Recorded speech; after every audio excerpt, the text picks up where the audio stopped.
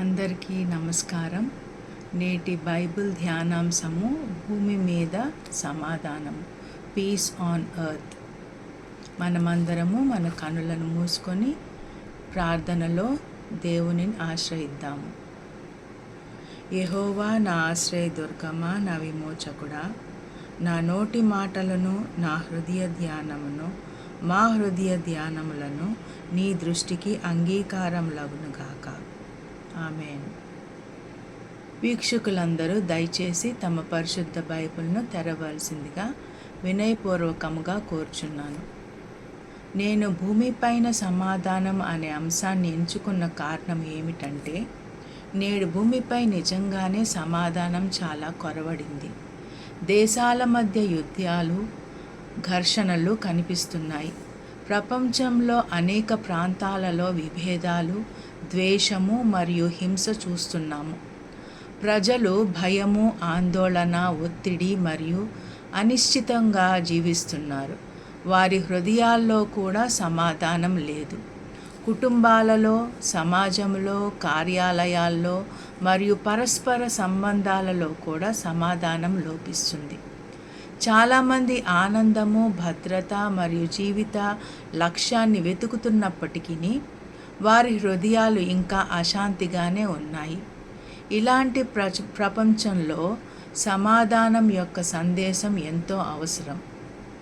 నిజమైన సమాధానం మన హృదయాలలో ప్రారంభమై దేవునితో మరియు ఒకరితో ఒకరు ప్రేమతో, క్షమతో, ఐక్యతతో జీవించినప్పుడు విస్తరిస్తుంది. ఈ సమాధానం అనే అంశము క్రిస్మస్ సమయంలో మాత్రమే కాదు, రోజు మన జీవితాలలో మనము దేవునితో సమాధానము మరియు ఒకరితో ఒకరు సమాధానముతో జీవించాలి. యేసు జననం సమయంలో దూతలు చేసిన ప్రకటన ఇలా ఉంది. లూకాసు వార్త 2వ అధ్యాయము 14వ వచనము.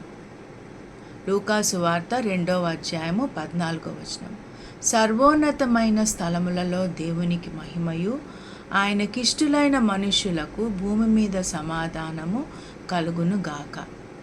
నేను ఈ బైబిల్ వాక్యాన్ని 2 భాగాలుగా విభజించాను. మొదటి భాగము సర్వోన్నత స్థలములలో దేవునికి మహిమయు. రెండో భాగము ఆయనకిష్టులైన మనుష్యులకు భూమి మీద సమాధానము కలుగును గాక. మనం ఇప్పుడు మొదటి భాగాన్ని ధ్యానించుతాము.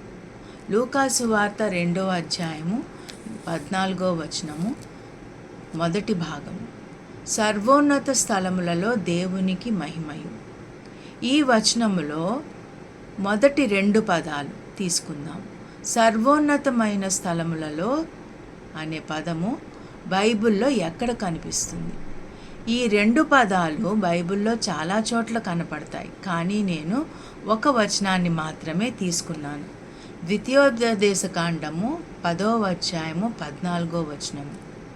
ద్వితీయోపదేశకాండము డిట్రానమీ 10వ అధ్యాయము 14వ వచనము. చూడుము, ఆకాశము, మహా ఆకాశము, భూమియు అందున్నదంతయు నీ దేవుడైన యెహోవావే. చూడుము, ఆకాశము, మహా ఆకాశము, భూమియు అందున్నదంతయు నీ దేవుడైన యెహోవావే. తదుపరి 2 పదాలు పరిశీలిద్దాం. దేవునికి మహిమ, గ్లోరీ టు గాడ్. ఈ గ్లోరీ అనే మాట హీబ్రూ పదములో కవోడ్ అని పలుకుతారు. కవోడ్ అని అంటారు.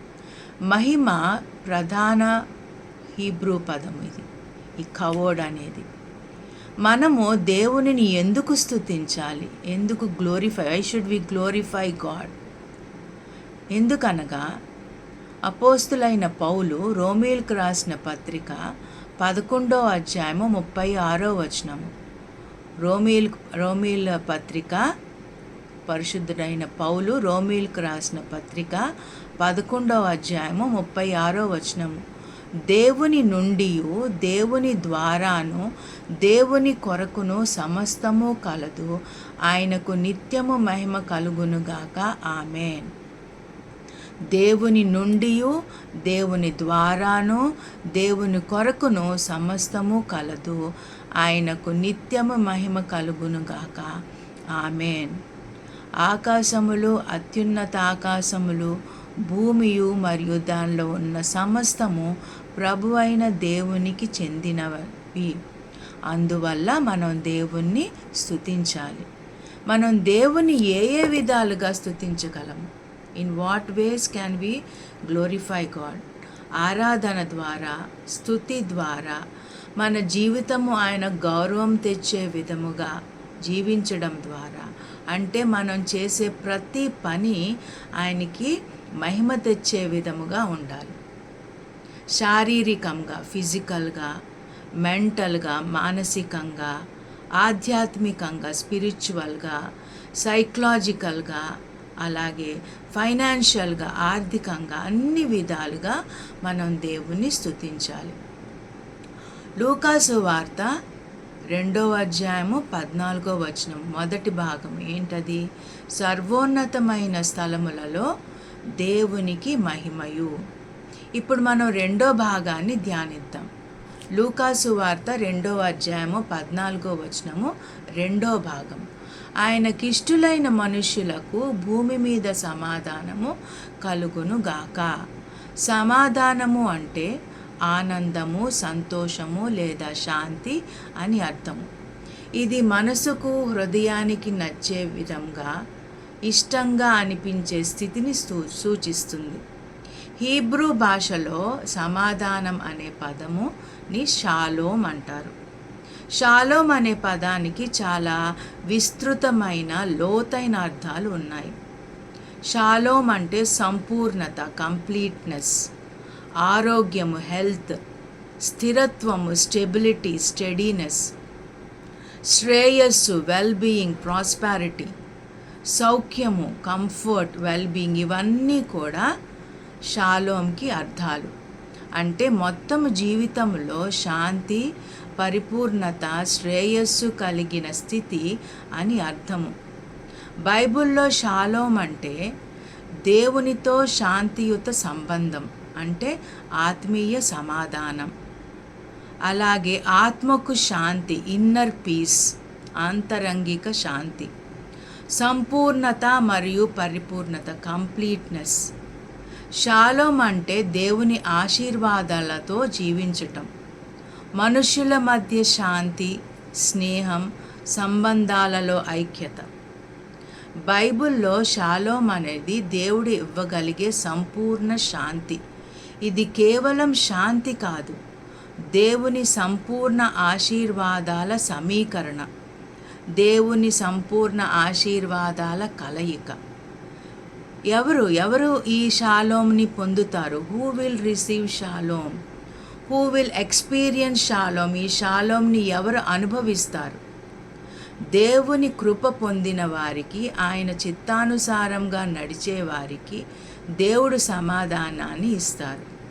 ఈ సమాధానం అంటే మనిషి దేవునితో ఏకీకరించే శాంతి, వన్నెస్ విత్ గాడ్. సో మరలా ఇంకోసారి ఈ వచనాన్ని చదువుదాము.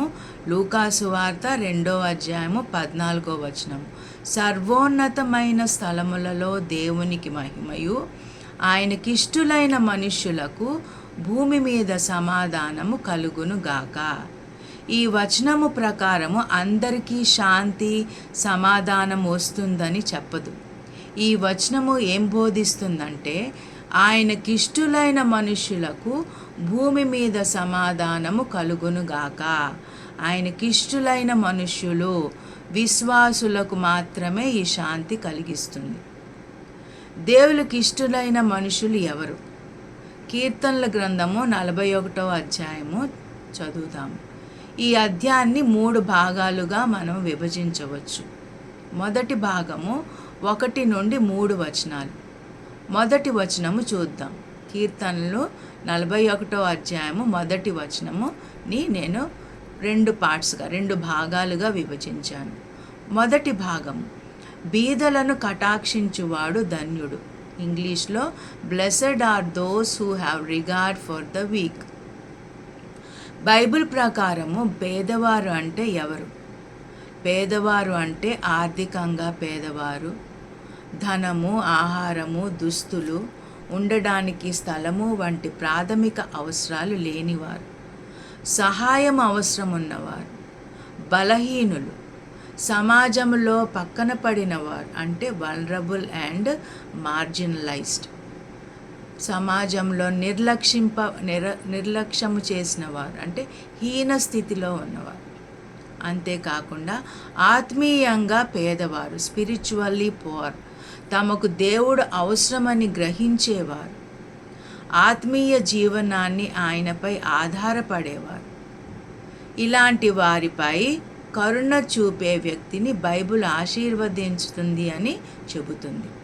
అంటే ఆహారము, ఆశ్రయము, అవసరమైన సహాయం ఇవ్వడం, అలాగే భావోద్వేగ సహాయము వినడం, అలాని ఆదరించడం, ఇవన్నీ కలిగి ఉండడం. పేదవారిపై ఎలా కరుణ చూపాలి?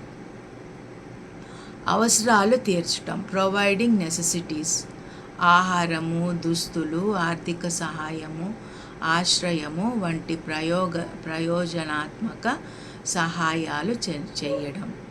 ప్రాక్టికల్ సహాయం ఇవ్వడం అంటే అవసరంలో ఉన్న వారిని రోడ్డు దాటించటం, పేదవారికి బస్సు ఎక్కలేని వారిని బస్సు ఎక్కించటం, భోజనం లేని వారికి భోజనం పెట్టడం, ఇలాంటి చిన్న చిన్న ప్రాక్టికల్ సహాయం చేయటం. అంతేకాకుండా ఇమోషనల్ సపోర్ట్, భావోద్వేగ సహాయం చూపటం అంటే సమస్యల్లో ఉన్న వారి బాధలు వినటం, వారిని ప్రోత్సహించటం, ప్రేమతో మాట్లాడటం, ఇవన్నీ కూడా చేయాలి. Emotional support. పరిరక్షణ మరియు భద్రత ఇవ్వటం, అడ్వొకేసీ, సమాజంలో పేదవారికి మద్దతుగా నిలబడటం, వారిని రక్షించే మార్గాలు వెతుకుతూ ఉండటం కూడా ఈ కరుణలో ఒక భాగమే. సో ఈ మొదటి వచనం ఏం చెబుతుంది? మొదటి భాగం, పీదలను కటాక్షించువాడు ధన్యుడు. ఇప్పుడు రెండో భాగానికి వద్దాం. మొదటి వచనం కీర్తనలో 41వ అధ్యాయము మొదటి వచనం రెండో భాగం. అప్పుడు ఏమవుతుంది? ఆపత్కాలమందు యెహోవా వానిని తప్పించును. రెండో వచనం, యెహోవా వానిని కాపాడి బ్రతికించును.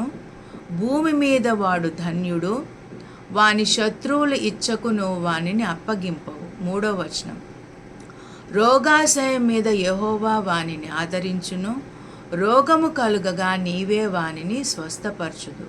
అంటే ఒక్క చిన్న విషయం చేశారు. ఏమని? బీదలను కటాక్షించటం ద్వారా వచ్చే బ్లెస్సింగ్స్, ఇవన్నీ ఆశీర్వాదాలు ఈ వచనాల్లో మనం చూడొచ్చు. రెండో భాగానికి వద్దాం. 4 నుండి 9 వచనాలు.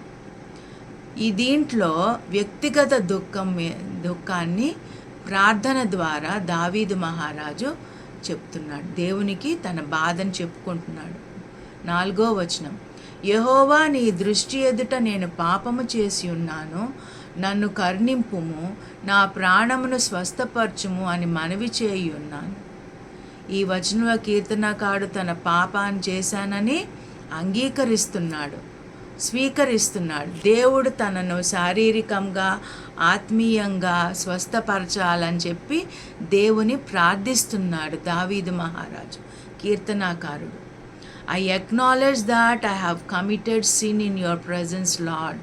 ప్రవ్వా, మీ సన్నిధిలో నేను పాపము చేసినట్లు నేను అంగీకరిస్తున్నాను, నన్ను కరుణింపుము, నా ప్రాణమును స్వస్థపరచుమని మనవి చేయుచున్నారు. 5వ వచనం, అతని శత్రువులు కపటత గురించి ఈ 5వ వచనం నుండి చెప్తున్నాడు. అయితే నా శత్రువులు నా విషయమై చెడ్డ మాట్లాడుచున్నారు, వాడు ఎప్పుడు చచ్చును, వాని పేరు ఎప్పుడు మాసిపోవును అని చెప్పుకొనుచున్నారు. 6వ వచనం, ఒకడు నన్ను చూడవచ్చిన ఎడల వాడు అబద్ధమాడును, వాని హృదయము పాపమును పోగు చేసుకొనుచున్నది, వాడు బయలువెళ్ళి వీధిలో దానిని పలుకుచున్నాడు. 7వ వచనం, నన్ను ద్వేషించు వారందరూ కూడి నా మీద గుసగుసలాడుచున్నారు, నశింపజేయవలనని వారు నాకు కీడును ఆలోచించుచున్నారు. 8వ వచనం, కుదరని రోగము వానికి సంభవించి ఉన్నది, వాడు ఈ పడక విడిచి ఇంక తిరిగి లేవడని చెప్పుకొనుచున్నారు. 9వ వచనం, నేను నమ్ముకొనిన నా విహితుడు, నా ఇంట భోజనము చేసిన వాడు నన్ను తన్నుటకై తన మడమనెత్తెను. ఈ 5వ వచనం నుండి 9వ వచనం వరకు చూస్తే మనం తన శత్రువులు తనతో ఎలా ప్రవర్తిస్తున్నాడో కీర్తనాకారుడు తన దుఃఖమంతా కూడా శక్తివంతుడైన దేవుని ముందు వ్యక్తపరుస్తున్నాడు. ఇదే పరిస్థితిలో మనముంటే ఏం చేస్తాము? నేనుంటే నా భర్తకో, నా కుమారుడికో, లేకపోతే మా రిలేటివ్స్కి వీళ్ళకి చెప్తూ ఉంటాం. కానీ అలా చెప్పటం వల్ల వాళ్ళెవరూ కూడా మన బాధను తీర్చలేరు. అందుకనే ఇక్కడ కీర్తనాకారుడు ఏం చేస్తున్నాడు? దేవునికి తన బాధలన్నీ చెప్పుకొంచున్నాడు. ఆయన తన హృదయాన్ని, తన మనసును శక్తివంతమైన సర్వశక్తిమంతుడైన దేవునికి చెప్పుచున్నాడు. అతడు ఈ విషయాలను తన భార్యకు కానీ, పిల్లలకు కానీ, స్నేహితులకు కానీ, పొరుగువారికి కానీ చెప్పలేదు.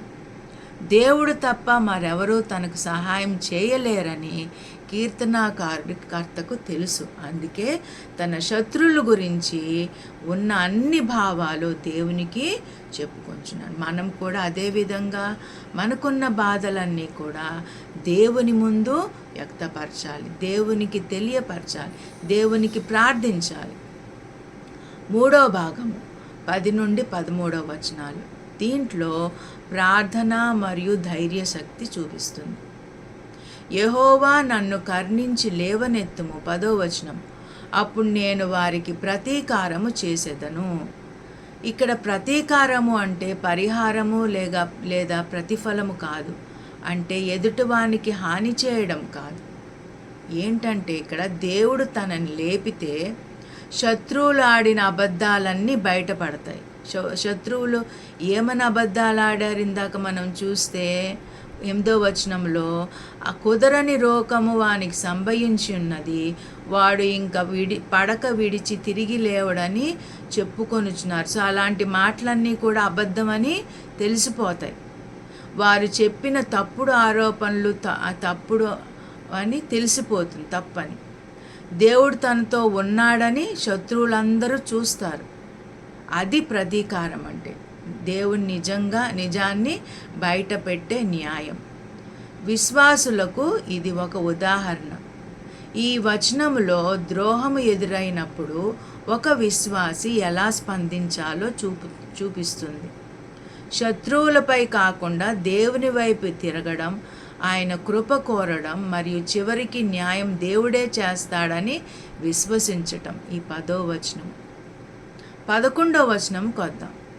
నా శత్రువు నా మీద ఉల్లసింపయుండుట చూడగా నేను నీకు ఇష్టుడని తెలియనాయను.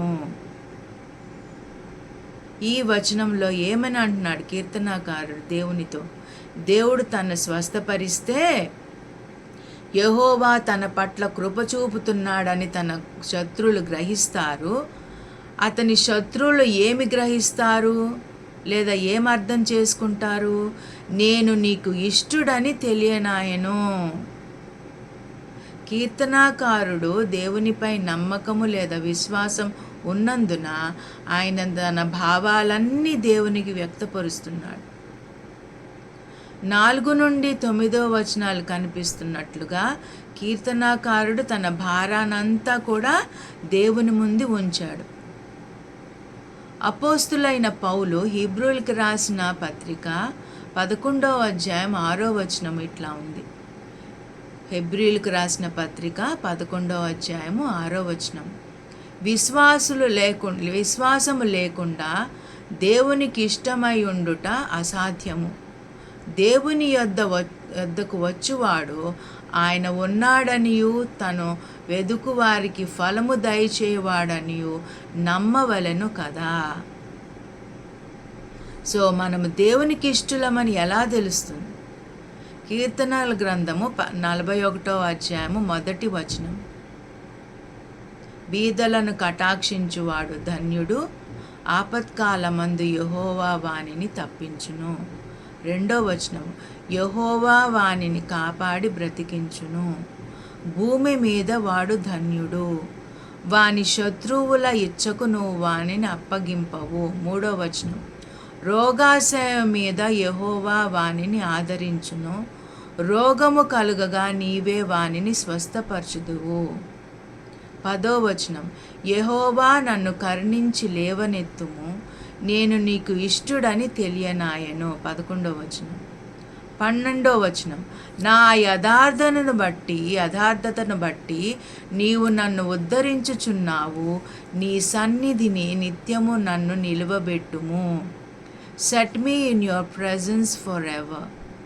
సో ఈ సందేశాన్ని ముగించుచు నేను చెప్పేది, if you want to be blessed, దేవుని సన్నిధిలో మనం ఆశీర్వదింపబడాలి అనుకుంటే మనం ఏమి చేయాలి? మనం బీదల పట్ల, అవసరమైన వారి పట్ల దయతో, కరుణతో ఉండాలి. నేను నీకు ఇష్టుడని తెలియనాయను. లూకాసు వార్త 2వ అధ్యాయము 14వ వచనము, రెండవ భాగము, ఆయనకిష్టులైన మనుషులకు భూమి మీద సమాధానము కలుగునుగాక. కీర్తనల గ్రంథము 41వ అధ్యాయము మనం చూస్తున్నాం. 13వ వచనము, ఇశ్రాయేలు దేవుడైన యెహోవా శాశ్వత కాలములో దేవునికి మహిమయు, శాశ్వత కాలము నుండి శాశ్వత కాలం వరకు స్తుతింపబడునుగాక. Amen, amen. మరొకసారి చదువుతాను. ఇశ్రాయేలు అయిన దేవుడైన యెహోవా శాశ్వత కాలం నుండి శాశ్వత కాలం వరకు స్తుతింపబడునుగాక. Amen, amen. మరొకసారి లూకాసు వార్త 2వ అధ్యాయము 14వ వచనము చదువుదాం. సర్వోన్నతమైన స్థలములలో దేవునికి మహిమయు, ఆయనకిష్టులైన మనుషులకు భూమి మీద సమాధానము కలుగునుగాక. మదర్ తెరీసా గారు గురించి అందరికీ తెలుసు. ఆవిడ కలకత్తా నగరంకి వచ్చి అక్కడ స్థాపించారు ఒక ఆర్గనైజేషన్, మిషనరీస్ ఆఫ్ చారిటీ. 1950లో ఆవిడ కలకత్తా వచ్చి అక్కడ పేదల మధ్య చాలా సేవ చేశారు. ఆవిడ ఇలా అన్నారు, ఈ కొటేషన్, మనుషులు తరచుగా అన్యాయంగా స్వార్థపరులుగా ఉంటారు, అయినా వారిని క్షమించండి. మీరు దయతో ఉంటే మీకు స్వార్థ ప్రయోజనాలు ఉన్నాయని ఆరోపించవచ్చు, అయినా దయతో ఉండండి. మీరు నిజాయితీగా ఉంటే మనుషులు మిమ్మల్ని మోసం చేయవచ్చు, అయినా నిజాయితీగా ఉండండి. మీకు ఆనందం లభిస్తే కొంతమంది అసూయపడవచ్చు, అయినా సంతోషంగా ఉండండి. మీరు ఈరోజు చేసిన మంచి పని రేపటికి మర్చిపోబడవచ్చు, అయినా మంచి పనులు చేయండి. మీ వద్ద ఉన్న ఉత్తమమైన దానిని ప్రపంచానికి ఇవ్వండి. అది సరిపోకపోవచ్చు, అయినా మీ శ్రేష్టాన్ని ఇవ్వండి. ఎందుకంటే చివరికి ఇది మీకు మరియు దేవునికి మధ్య జరిగేది. అది ఎప్పుడు మీకు మరియు వారికి మధ్య కాదు. In the end it is between you and God. It was never between you and them anyway అన్నారు మదర్ తెరీసా గారు. నేను నా స్వగ్రామము మచిలీపట్నం. అక్కడ మిస్ హైనీ అనే ఆవిడ ఫిన్లాండ్ నుండి వచ్చి హైనీ ఆర్ఫన్ హోమ్ అని స్టార్ట్ చేసి మొదలుపెట్టి దాంట్లో ఆర్ఫన్ పిల్లలు, అనాథులకి ఆవిడ సేవ చేశారు. ఆవిడ మా అమ్మగారైన, ఆ తల్లిగారైన డాక్టర్ అరుణా ప్రఫుల్ కుమార్ గారి క్లోజ్ ఫ్రెండ్. మా మదర్ డాక్టర్ అరుణా ప్రఫుల్ కుమార్ గారు మచిలీపట్నంలో శ్రీ పద్మావతి మహిళా డిగ్రీ కాలేజ్కి ప్రిన్సిపల్గా చేసి రిటైర్ అయ్యి మరణించారు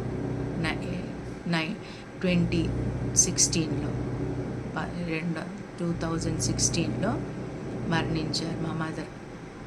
సో మా చిన్నతనం నుండి కూడా మేము మిస్ హైనీ ఆర్ఫన్ హోమ్లో ఆ పేదల మధ్య, ఆ ఆర్ఫన్ అనాథుల మధ్య మేము కలిసి తిరిగాము, వాళ్ళతో ఉండాము. సో మాకు చిన్నప్పటి నుండి అనాథలంటే చాలా ప్రేమ. సో ఎవరన్నా అవసరంలో ఉంటే మేము ఎప్పుడు వాళ్ళ అవసరాలు తీరుస్తూనే మాకున్న కొద్దిపాటి దేవుడిచ్చిన బ్లెస్సింగ్తో మేము వాళ్ళకి హెల్ప్ చేస్తూనే ఉన్నాం. మా నాన్నగారు శ్రీ టీవీ ప్రఫుల్ కుమార్ గారు మచిలీపట్నం నోబెల్ కాలేజ్ ప్రిన్సిపల్గా చేసి రిటైర్ అయ్యి 2013లో మా నాన్నగారికి బ్రెయిన్ క్యాన్సర్ అని తెలిసింది. ఆయన ట్రీట్మెంట్ అంతా కూడా డాక్టర్ సోనీలాల్ గారు విజయవాడలో ఉంటారు. ఆయన మా నాన్నగారి ట్రీట్మెంట్ అంతా చేశారు. ఆయన ఎంత బిజీ షెడ్యూల్లో కూడా మా నాన్నగారికి ఫోన్ చేసి ఎలా ఉన్నారని కనుక్కొని మెడిసిన్స్ ట్రీట్మెంట్ అంతా మా నాన్నగారు చివరి శ్వాస వరకు కూడా డాక్టర్ సోనీలాల్ గారు చాలా హెల్ప్ చేశారు.